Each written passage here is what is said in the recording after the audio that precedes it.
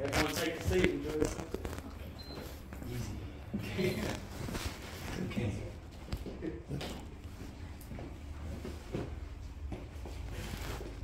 Okay, so welcome everyone. So today we are going to engage in a short meditation workshop on how meditation can transform our life, using meditation practice to change and to transform our life. So what I like to do is I will do, actually what I do, I think everyone speaks Chinese, right? Yes. So what I'll speak in English, and then I'll mention some main points in Chinese, because so that you can get the main points. You don't speak Chinese. Where are you from? Philippines. Oh really? Welcome. Yeah. Salama. Okay. So welcome everyone. So 今天的课是禅修，用禅修转化我们的生命。Okay, so what I like to do is I'll guide you a nice meditation. So we're just going to spend time just doing a simple breathing meditation.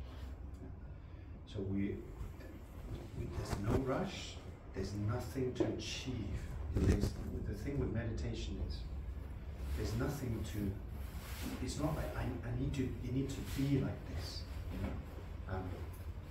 It needs to feel like that. So we leave things naturally. Actually, meditation is a very natural process. We're not forcing anything. We're not forcing our mind to be a certain way. And if you've tried anyway, it's like if you force yourself, for example, you can try to force yourself not to get angry. I don't know whether people try to do that, but it's like a lot of Buddhist practitioners, they think, oh, I need to be patient, I can't get angry, I will force myself not to get angry. And what happens is you are holding a lot of things inside, and your mind is rebelling, right? Rebelling. So in meditation, we try to focus the mind and let it be peaceful. If you just force your mind to be peaceful, what will happen is it becomes even probably more active, more a little bit unruly, not listening to you. So meditation practice is more like, we say, like taming a wild horse. I don't think anyone here has experience of taming a wild horse, but you can imagine what it's like. A wild animal who's used to be free, roaming in the countryside in its own will, right? Just doing whatever it wants. And suddenly it got captured by the human, and then suddenly you have to discipline. You have to, like, the wild animal has to listen, right? So our mind is a little bit like this, isn't it? Is it not? We never really told our mind what to do, right? It always does what it wants. Think about it. Yeah. Have you ever told your mind to not get, if it's unhappy, have you told it, say, hey, come on, stop being negative, right? And it instantly says, okay. Does it do that? No, it doesn't, right? Sometimes we hardly even ever told our mind to concentrate. Sometimes, when we're at school, and then, we get distracted. Teachers sometimes tell us, hey, concentrate. Then we say, okay, like this. But we are looking concentrated, but inside our mind, it's still naughty, like this. So our mind doesn't normally listen to us. It's like this wild horse, like a wild animal. Now, how do you discipline a wild animal? You can't just tell it, like, stop, and it will stop. It won't, because it's used to be free, right? It used to be uncontrolled, not listening to anybody. how do you tell it to listen to you? What you tame it. And what we say is we lure it. Lure it means 你要引它，你要引它，你给它一些甜头，是这样讲吗？ So you need to give it a little bit something to tempt it, right? So you never try to control it, restrain it, because if you do this, vote like big reaction. So we're talking about how we should not just force our mind to be peaceful here, right? So at first, I'm just going to explain how we do this breathing meditation. So at first, you, of course, you sit and all this. I'll guide you through this. But at first, you simply just watch your mind. Yeah? Watching your mind. I would say, again, not many people do this because we are always watching things outside, aren't we? We're watching, oh, there's a handsome person walking past. Oh, there's a beautiful handbag. Oh, there's a, so on and so on. We're watching, we're checking our computer, our phone. We're wondering what's happening outside. What's going on? What am I missing out on? So all these things, we're thinking about things out there. We never really look inside and see how's my mind feeling. Even if someone asks you, how are you? How are you feeling? You say, hey, good. We say, right? We say, good. Actually, we don't know. Well, the way we think we're good is like, hey, is it good? I know I have house to live, I have food, I have resources, money, entertainment, I have these things, and we say, oh, that means I'm good. Yeah? I have partner, family, that means I'm good. But we're not very in touch with how we feel about our job, how we feel about our partner. Yeah? People ask us, are you okay? Say, I'm okay. But we're not really clear how we feel about ourselves sometimes. Sometimes we can really not like ourselves, like this. Sometimes we always think something's missing. We're not complete, like that. So we're not in touch with these things. Meditation helps us to get to know our mind a little bit better. Yeah? So when you get to know your mind more and more, you find out there's a lot to know. There are a lot of good things. There are a lot of messy things as well. There's a lot of deluded things, overthinking. It's like you find out, wow, it's a different world. So first, we stop paying attention, begin to change our direction a little bit. So today's class is called Transforming Our Life with Meditation, right? So the word transform, 转化, you can say means changing, 改变. So we need to, again, that's another thing. We don't do very much. We may change our hairstyle. I haven't changed mine for the last 25 years. It is still okay, I think. I haven't even changed my clothes. I wear the same clothes. Anyway, so we can change these external things, superficial things, yeah? Where we live, what we dress, our job, sometimes our partner. We can change these things. But I would say again, rarely we change our minds, we change our attitudes very much. We rarely make a point of changing.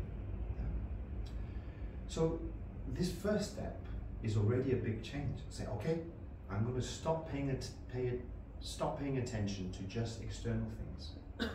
At least for the next 10 minutes, I'm going to pay attention to what's going on in my mind. Yeah? So you see, when I point here, it means I'm pointing to my heart. Okay, I'm not pointing to my head, my brain, because in general, actually Buddha taught this. He said there are, of course, mental activities that's happening in our head, right? And we sometimes think this isn't where my mind is. Okay? But he says actually this is like gross, conceptual thinking activity. And sometimes it's good thinking. A lot of times it's meaningless thinking. There's no purpose. We just think because we think. Okay. And then other times it's negative thinking. So things are complicated up here. So when we meditate, we don't want to get complicated. We want to get a little bit simple and natural. And this is where, when the mind gets more subtle, you'll find it's down here. Like sometimes when people say they meet someone and they say, I just got a gut feeling that we are soulmates.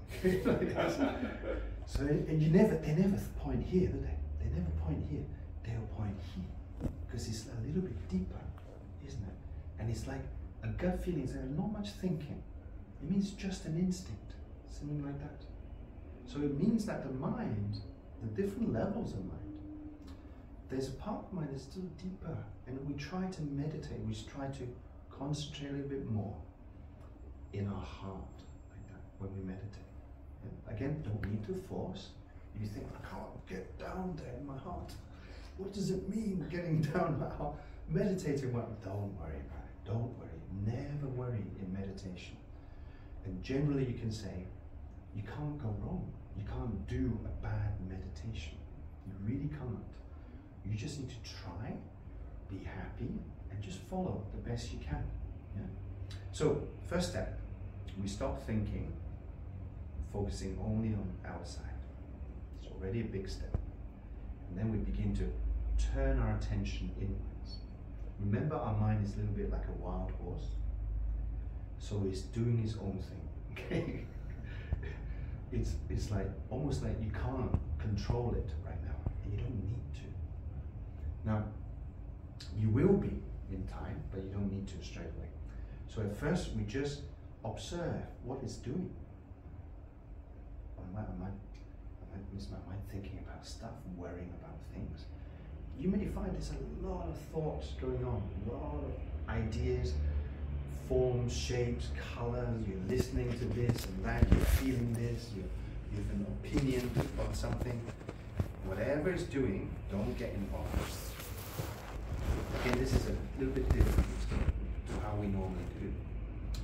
Yes, often, for some people, as soon as they think of something, they have to follow through. They'll follow it.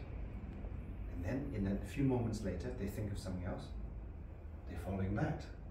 And in a few moments, something else. You know how it is. I don't think it's just me. When you get older, or if you had COVID or something, you sort of think, I'm going to get something from the room. And you go into a room, and then once you got into the room, you think, what am I here for? Right? You get it as well? Yes. So it's not an age thing, right? Okay. I thought it was only me. Okay. So basically, what happened is, you first had an idea. I need to go to the room to get something. And then in the time between walking from here to the room, which is actually probably not even half a minute, you've had some other idea. And your mind has followed that. And then you've forgotten what was the original idea, So you see how quickly the mind changes, isn't it? Just by observing our own actions, behavior, right? Now, we need to learn, in this case, breathing meditation, not to follow the first step. Just allow these thoughts, feelings, ideas just to arise. Maybe you think, oh, there's not much going on. That's fine. That's good. That's good. Yeah. Or maybe you think, well, there's not much going on, but in reality, there is a lot going on, right? So take your time. You don't need to get good at it straight away. Just say, there are thoughts, and these are not my concerns. They are thoughts and ideas, and I don't need to think about it. You don't have to think your thought. 有一些想法出现，但是你是不需要去想它们的。You must realize this. You have no obligation. They just arise. It's like waves on the ocean. They arise. If you leave them alone, they will disappear. Yeah? So thoughts are the same. Even negative thoughts, unhappy thoughts are like that. They arise, leave them long enough, quickly they disappear actually. So this is a real skill to learn in meditation, not just to help you sit and meditate, but to help you in your life, you know? So when someone says something bad to you, you feel like this, a little bit bad, but then you think, it's just the thought, it's like wave, it will roll past, it will disappear. Then you learn to be able to actually let go. You know, everybody tells you, let go, let go, let go. What does that mean? 放下, 放下. What does that mean? It just means this is one level, one way of doing it. Just let it pass and not grasping onto it. Right? So first is we observe what's going on and we're not getting involved with our thoughts. So what will happen then already? Your mind begins to just relax and you're not caught up, you're not stressed, even though when you have maybe, I don't know, let's say for Stephen, he's spending time setting up this place, very busy, like busy, many things going, busy, and suddenly, it's right. We're not caught up, like all that, we just let it pass. And then we already experience some peace, some space in our mind. So when we have this space, it means the wild animal is not restraining, you know, it's all these wild thoughts, we're just allowing them to be natural. They arise, they disappear, and then we find something that we can work with, which is this mental space, this beginning of some stillness. And with this stillness, what do? We do something with it. We never do nothing in our meditation. We do something with it. What do? We begin to focus our mental power. And we focus our mind. We begin to concentrate. So what we're concentrating on, we're going to be concentrating on the breath. Why? Because the breath is a neutral object. This is what we call a preparation, a preliminary meditation. So we need to concentrate on something that is just relatively neutral, meaning it doesn't excite you, it doesn't make you depressed, it just is.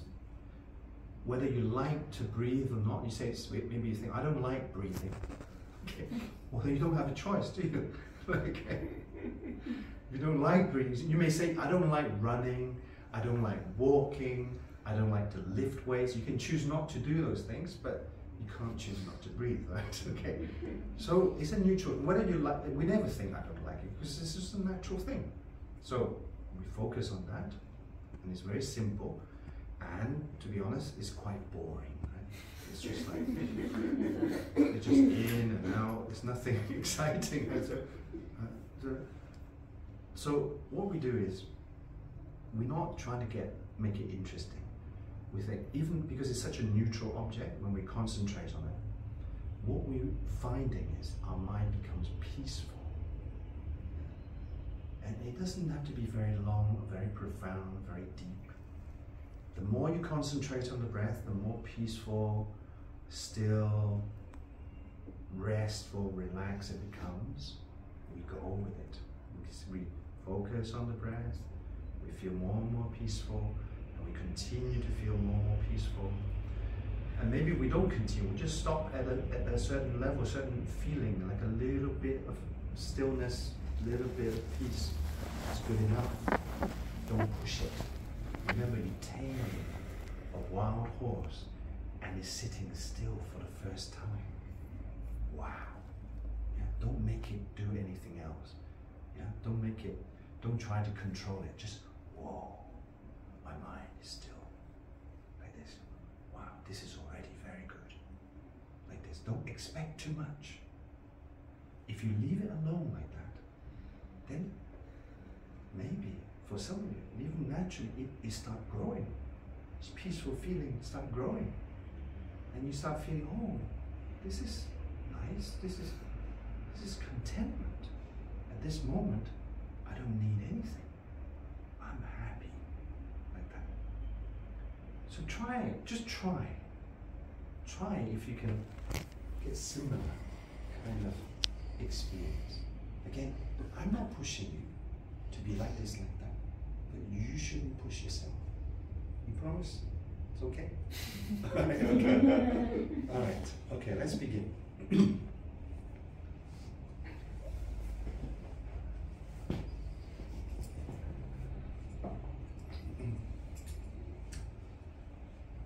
So to begin with, we simply check our meditation posture. So we're sitting in a chair. The main thing is very simple. Just keep a straight back. You can rest your hands on your lap. If you like to follow the Buddhist mudra, you can put the palms upwards, right palm on top of the left, and the thumbs just gently touching. Let's spend a few moments to adjust your posture so it's comfortable, and just relax. Relax your body.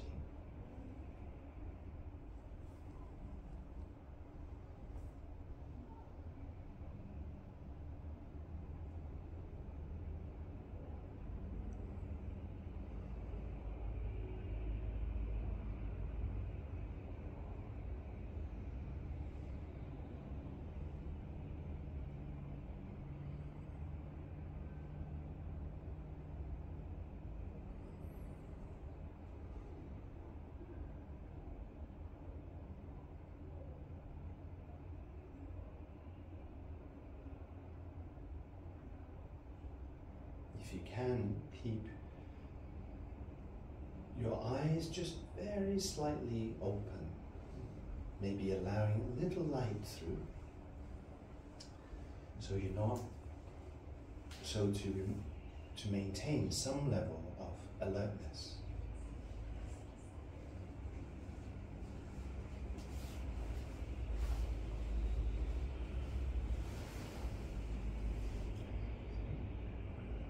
We make the first determination. We think, I'm going to stop paying attention to external objects. I'm not worrying about my physical feelings, sensations. I'm not listening to any sounds, external distractions.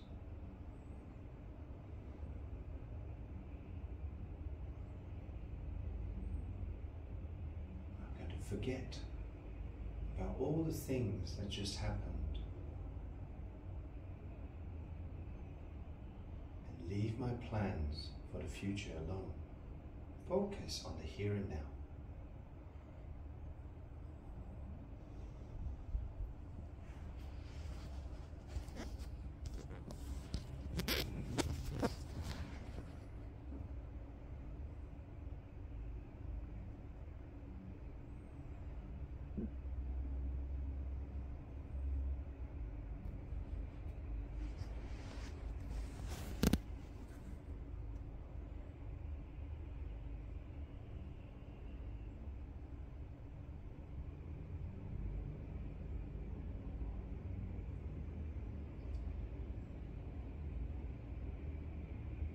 We turn our attention towards our mind, inside.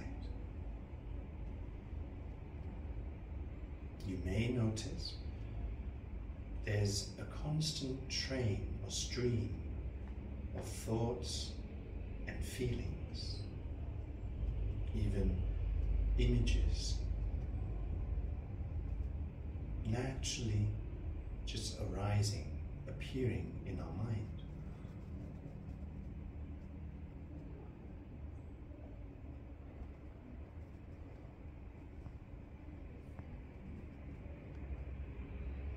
Remember, you don't need to think these thoughts, even if they arise. You don't need to follow them. them appear and let them dissolve away like waves arising and dissolving back to the ocean, into the ocean.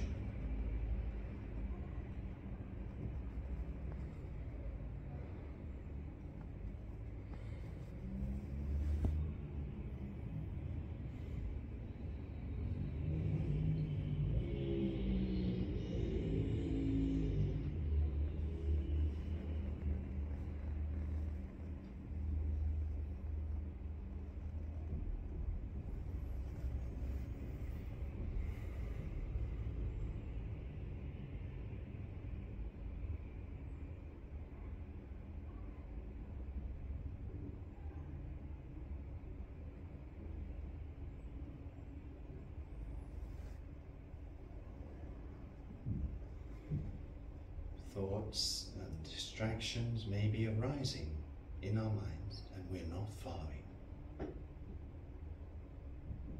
Already you begin to feel a sense of space within your mind. You begin to relax from the inside.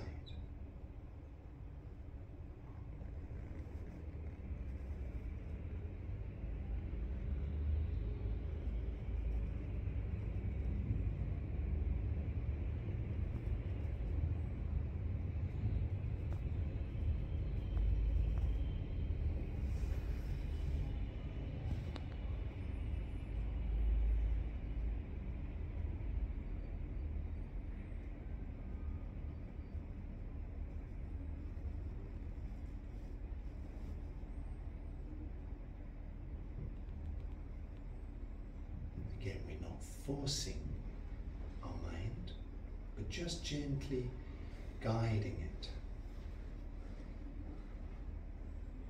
We guide it towards our breath, guiding our attention.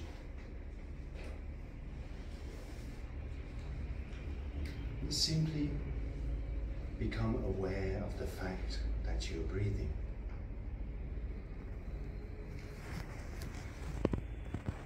Concentrate on just the rise and fall of your breath.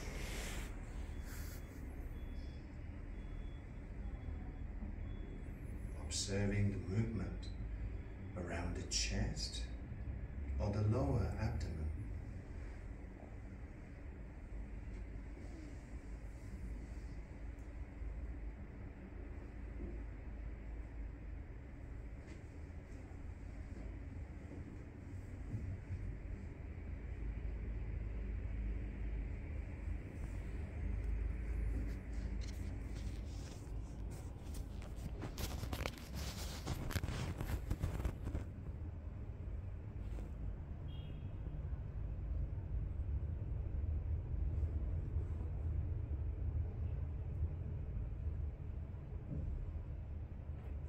Breathing naturally, again without forcing.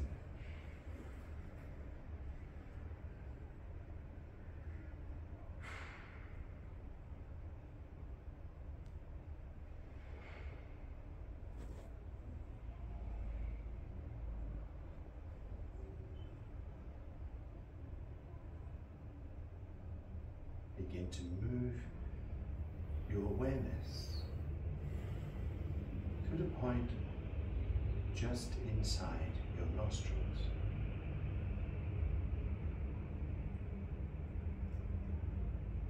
You can feel the breath entering and leaving your body, your nostrils. There.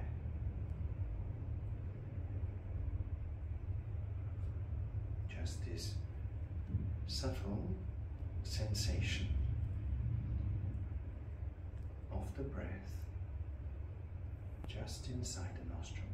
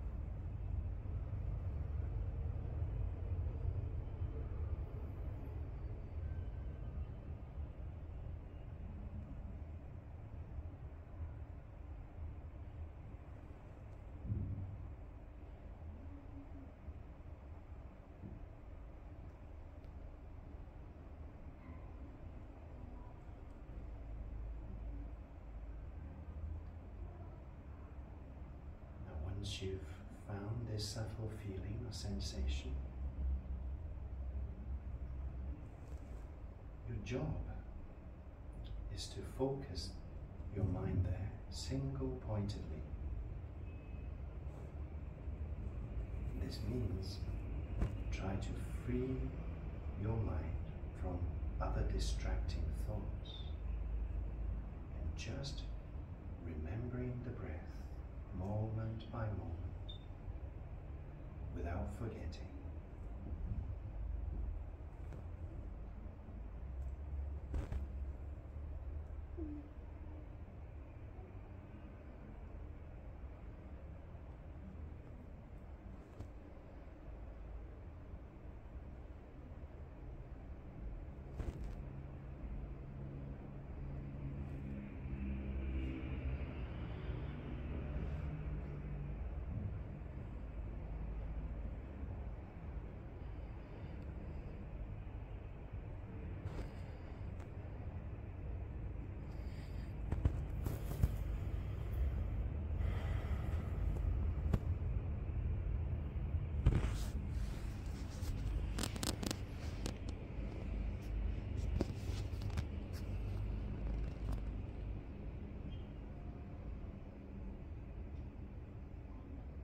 Take your time. No need to force anything. If you notice your attention has moved away, just be very gentle. Bring it back to concentrate on the breath.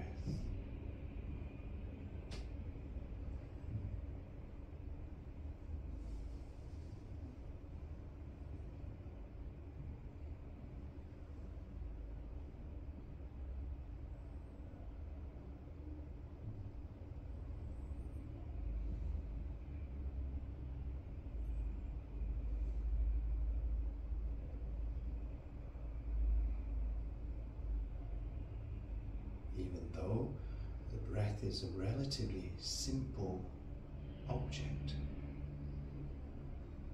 when we concentrate on it,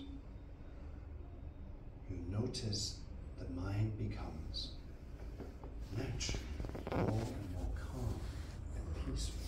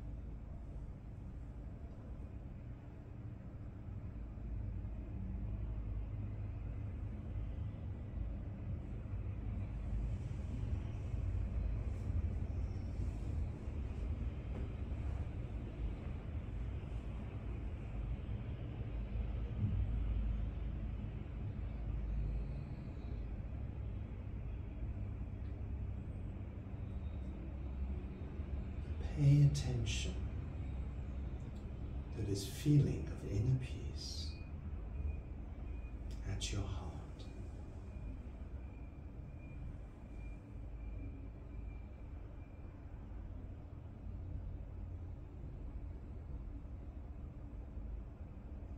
You see how, when your mind is peaceful, you are happy. Everything's okay. You're contented right now.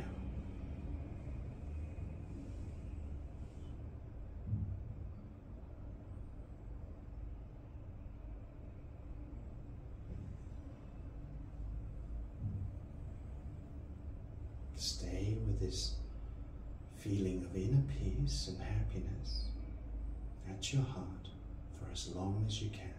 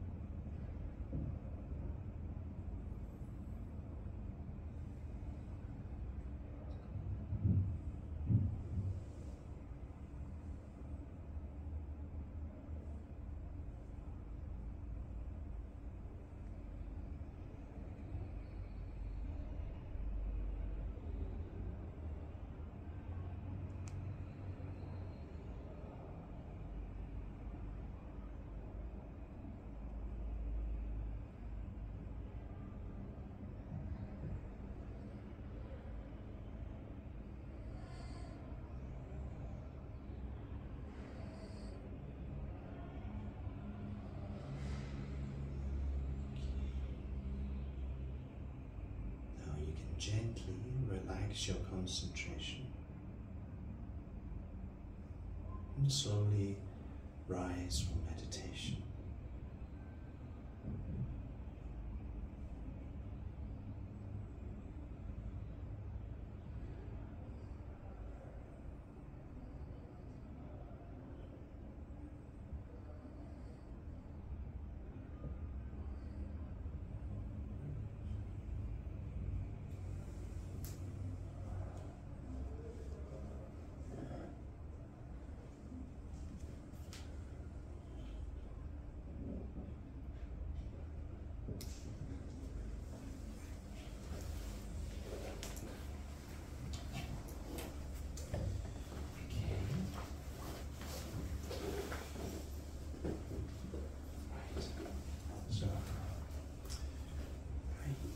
So I've already given some basic information on how to engage in this simple breathing meditation. So you can practice this every day. Well, up to you every day or not, but you can practice this at home. You know? So sometimes people think, well, that's my meditation practice. It's like I sit. I've met so many people all over the world who tell me about their meditations. So some guy, I remember this one guy from America, he said, we just met literally within a minute. He said, so I'm a meditator. Hello Tom, I'm a meditator.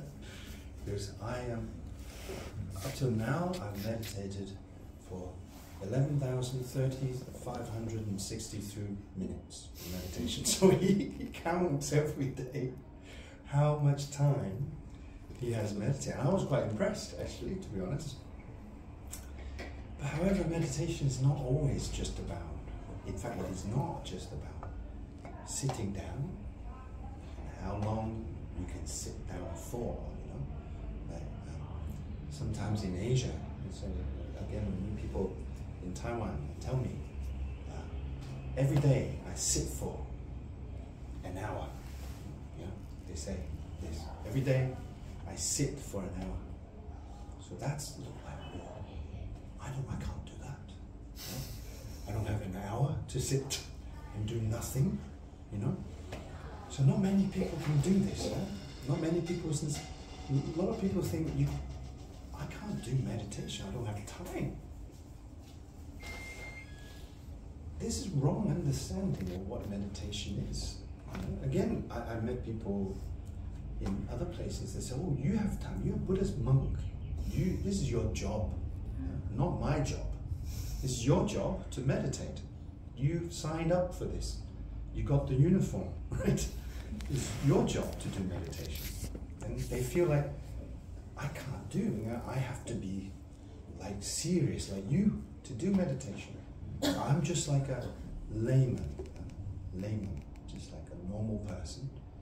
You know, I like maybe every now and then I come to a class, relax a little bit, but that's it, that's my meditation done. Again, this is not really understanding what is meditation. So I like to draw on one teaching that my teacher gave a long time ago, Venerable Geshe Khalsan Gyatso Rinpoche, my guru, my spiritual guide. He gave on meditation, in which he explained very clearly. I'm going to draw a few points from it, because we don't have much time, and then I'm going to guide you through another, little bit more profound meditation on selflessness, okay? Letting go of ourself, something like that. Right, so we'll learn, hopefully, what is meditation? What does meditation do? Yeah? What is meditation? What does meditation do? How do we integrate meditation into our lives? How does it completely change? It can change our life, you know. Transform our life means changing, right? I said it can change. I mean, what is it? That thing that is meditation? It is you who needs to do the meditation, right? So at the end, you have to want to change, okay? meditation can't change you or can't change your life, your experience. You have to want to change. So we already looked at even doing a breathing meditation. We have to change, decide, I'm going to stop thinking about things outside, I'm going to look at my mind, and when we find the breath, we think I'm going to stop following distractions and focus on the breath. And when my mind is peaceful, we have to decide, I'm going to keep this feeling in my heart. I decide to do this. Right? If you don't decide like this is your decision. If you don't make a point to decide, you can't change. Doesn't matter how many hours you sit, you can't really change. And your life can't really change. Your relationship can't really change. The way you feel about others, the way you feel about yourself can't really change. So it's like learning to meditate. It's like learning to be responsible towards your own experience, your own feelings, your own happiness, and your own problems, and so forth. Why? I just like to read a few sentences I've drawn from book Modern Buddhism. I think this is the second edition. Right from the first page, which is actually the preface. It says, happiness and suffering are states of mind. Happiness and suffering are states of mind. And so their main cause are not to be found outside the mind. So this is already some wisdom there, some realization. It seems so simple, right? But you have to stop and really think about it. This is Buddhist teaching. It's not, oh, you read that and that sounds good. You know? Buddhist teachings, I would say even every sentence is like a meditation. You should stop, think about it. You integrate into your own experience and see what you can understand. And you won't be able to understand happiness and suffering as a state of mind straight away, even though it's so simple.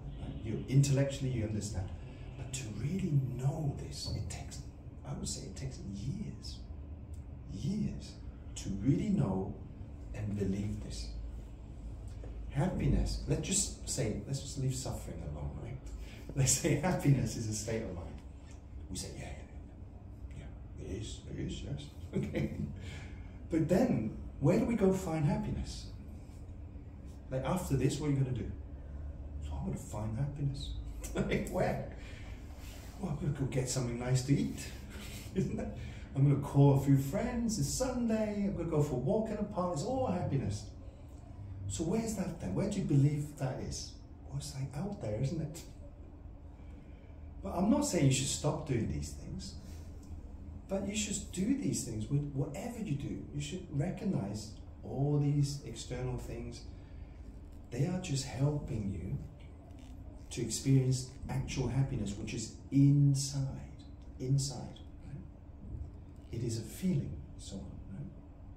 Right? The next sentence is important. The main cause of happiness. So what is causing you happiness? Was it my boyfriend? Really?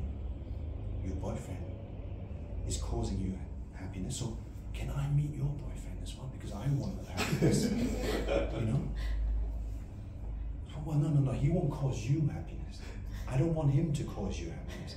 I just want him to cause me happiness. But what happens, how come later he caused you a lot of pain? He caused you a lot of suffering. It's the same person. So what? Because he's changed his behavior. Right? So we believe happiness, problem, suffering, and these things that are to do with only things outside. But actually, what's really causing us to be happy lies within. And Geshe-la later says, the main source of happiness. So what is causing happiness? The main source of it is inner peace. So it's simple, right?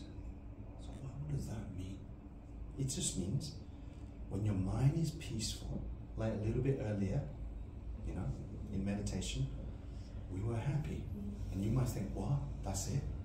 You know, I thought happy is like, yay, like this, right? It could be, I think you asked me that yesterday, you know, like, it could be that. It could be like, happiness could be like exhilarating. Oh, great, wonderful, excitement. It could be like that. But it could be just like quiet. When you're quiet, you're sitting on your own, you're happy. How wonderful is that? Sometimes even better is like if you when you recognize you sit on your own, you're happy. It means you don't need to depend on anything. You save a lot of money. What you do? So a friend said, "So what Sunday? What do you do?" I just sat at home, be happy, right? You mean you didn't spend any money? You didn't meet anybody, and you're just okay, happy on your own? Yeah. How wonderful is that? It doesn't mean you shouldn't go. You shouldn't not meet your friend. You go meet your friend, you're happy also, right? So you learn happiness, like when you learn to find inner peace, you find that you can be happy for longer and longer in different situations, such as when we experience difficulties, when we are suffering, sick, when we are challenged. Yeah. So what does happiness look like there, then? It doesn't mean, oh, I'm so happy, I've got cancer. You know, it doesn't mean that. It doesn't mean, oh, I'm so happy. Actually, inside we could feel, we don't never say it, right? It means that even though you got maybe some major difficulties, your mind is not suffering. Your mind is balanced, peaceful.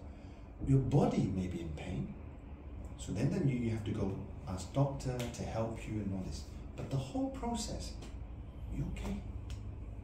That's happiness as well, you know. So you see, happiness is a mind, is inside. Now, through where we're going to find this, how are we going to find this?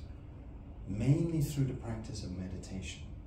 So then you think, okay, then I'll be like that guy, I need to sit for 1 hour every day. I can't do that, I don't have time, therefore I have no chance to be happy.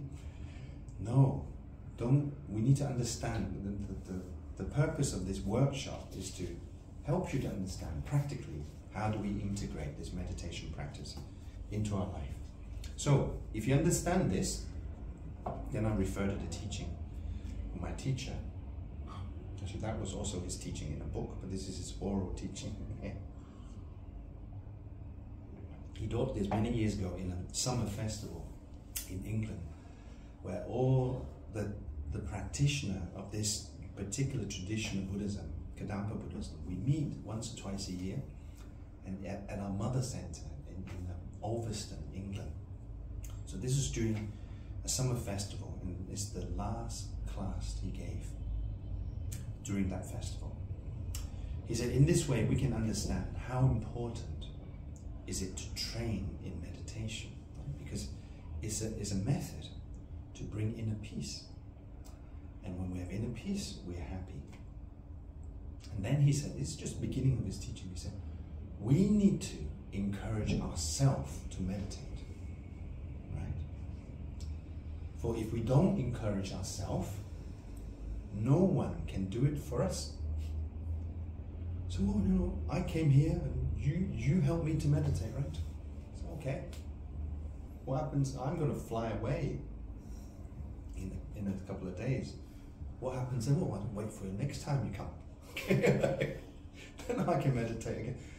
It doesn't work like that. If you do it, even though you're like a committed student, and even though you say you come once a week to meditation class, but for the rest of the week you do nothing because nobody's encouraging you, then you won't make much progress. It's like when you go to, these days, people pay a lot of money for personal trainers to go to the gym because they want to lose weight, they want to get strong, and they pay a lot of money because when there's money's involved, then I better do it. isn't it? The same with, I used to, when I was young, I used to practice yoga. And at that time, nobody practices yoga. Like, this is everywhere. You just walk, there's a yoga studio here and there. So we used to go, my mother used to take us to India for once a year, and then we learn. And the rest of the year, we just encourage each other to practice every day. You know? There's no yoga teacher, there's no yoga studio. But these days, people just, again, they pay money, they go to yoga studio, and they will do it. And when someone's watching them, they will do it. But as soon as someone's not, they're not paying the money, they're at home and nothing. You know, lazy. So if we live life like that, we won't really achieve much, and we have to spend a lot of money, don't we? Because you, at the end, if you pay money to do something that you have to be forced to do, it's like I was saying, training our mind is like training a wild horse, right? Like if you, when someone forces you, you do it, and when you're not forced, you don't do it. Actually, you don't really want to change. So you need to encourage yourself, means you have to be skillful to help yourself to enjoy meditation. To, when you like doing it, you will do it. So by forcing yourself at the beginning is unskillful. So I must sit for an hour or 30 minutes, but during that 30 minutes you just can't wait to get up. There's no point. Rather, say, okay, I don't have much time, I'm going to do meditation for 10 minutes. If I don't have 10 minutes, I'll do it for 5 minutes, and I'm going to do it well. I'm going to enjoy this 5 minutes. Yeah? So it's not about how long you sit, certainly not at the beginning. But if you enjoy that 5 minutes, you would want to take 5 minutes regularly, don't you? And then you'll build up this taste, and then you are, before you know, you are encouraging yourself. Yeah. So when I come to teach in Asia, actually that was in Taiwan when I first came, and people kept telling me, you got to do homework, you got to do homework, you know, 做功课. Okay, so meditation, you got to, like, practice Buddhism, you got to do homework, right? Homework, I don't know, do you like doing homework when you're at school? I never liked doing homework. So the word homework, 功課, said, well, I don't want to do it. It's like this, right? So you shouldn't say meditation is like homework, you know, I must do this, I don't want to do it, I've got to force myself. Rather, you should take time, skillfully encourage yourself, because if you don't, really, nobody, even you hire a personal meditation trainer who knocks on your door every morning saying, now is the time to sit down and do morning meditation. You're not really doing it. You only do what you want to do. You only do what you want to do at the end. Okay, so this is the first point, is important.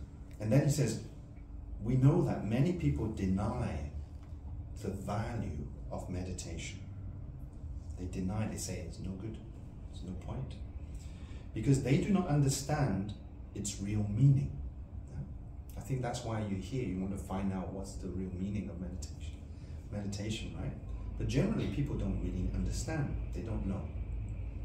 They do not understand the result that meditation will bring in our daily life and daily happiness. For them, meditation is useless, meaningless. They think that meditation is for lazy people. Okay. For people who don't want a job, like me. they do not, they look at it, you don't have a job, you're just Buddhist monk. Actually, we do have a job, but anyway.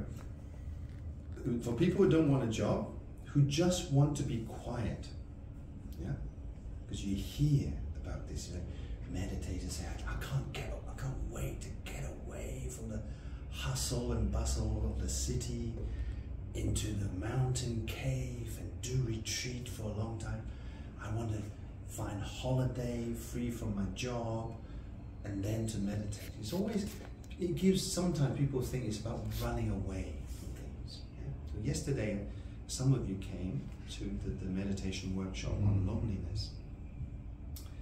And I hinted at, like, even when we're on our own sometimes, when we're on our own, sitting quietly, we say we have moments of loneliness.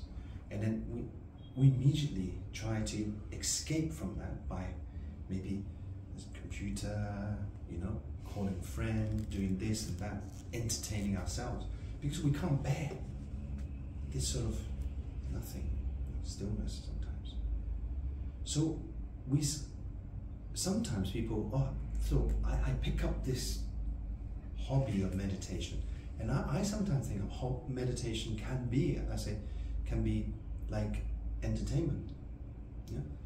It can be something you do on a Sunday afternoon, like what we're doing here, right? Or even religious entertainment. Yeah? So people find they retire, nothing in their life, they go and join some religious group. They learn these sort of spiritual things, just to pass time. But that's the wrong idea. Yeah. It goes on to say, those who are training in meditation sincerely also do normal jobs. Okay? Especially in our tradition, like, you would find, relatively speaking, if you join one of those festivals, and sometimes we have them in Asia, you meet people from all over different parts of Asia, and then you join an international festival, all different parts of the world, and you find they are relatively, I say relatively, normal people. Okay, of course there's some strange people also, but like, generally just like normal walks of life. People have jobs. Even you've asked monks, we work hard actually, we work hard. Some monks, they even have to, because in Western countries, they don't get support, you know, they don't get sponsored. So they be working, helping in an old people's home, and then in the evening they go teach, like this. So they have jobs, like double jobs, you know, like that. But they're meditators. So they're sincerely training in meditation. They have a normal job. And then Geshe said, they do many good, meaningful jobs. Yeah? They have not abandoned human daily activities. They are doing a good job. Right? So we can make our life, through meditation, we can make our life a good job. He said, in reality, meditation itself is the best job. Meditation is mental action, karma. So we begin to learn what is meditation, what does it do, what is its function. Its function is to bring inner peace. So what are we doing when we're meditating? We're giving our mind a job to do. We're not just relaxing. Of course, like again, if you go to a yoga studio and so on, of course they teach you sort of meditation, breathing, so forth, just to initially relax. But ultimately, it's a job you give your mind to do, because you need to find the object of meditation, you need to understand it, you need to concentrate on it. It's a lot of things to do in meditation. So this doing is called mental action. It's already something to contemplate. 它是一种心理的工作，心理的行为。禅修是心的行为。So you're necessarily doing something.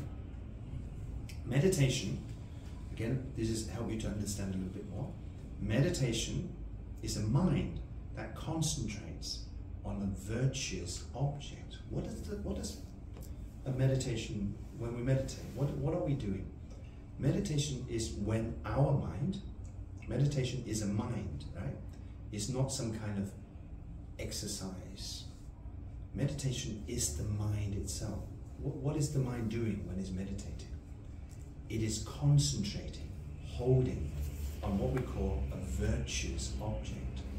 It means an object, a mental object, when you focus on it, you feel positive, peaceful.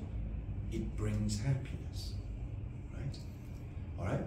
You say, well, my mind sometimes concentrates on other objects single-pointedly, right? So when someone done something bad to you, right? What happens? You're very focused at that time. Day and night you're remembering this person's bad. You know? In a way, your mind is concentrating on this person, on the bad quality of this person, but you don't even have to try. You don't need to train. I need to train my mind to focus on others' faults. Do you think you have to do that? It's like, who taught you to focus on others' fault? Did your mum tell you? Who taught you? Nobody, right? It's like naturally do it. This kind of mind is called mind of anger. Right? Inside, they naturally focus on negative object. And how do you feel when you focus on others' faults? Do you feel great? Oh, I love it. No. I'm so happy. I'm so peaceful. I'm so contented. No, it's the opposite, isn't it? So this object, others' fault, is what we call like a non-virtuous object. Non-virtuous object is an object that gives a negative feeling,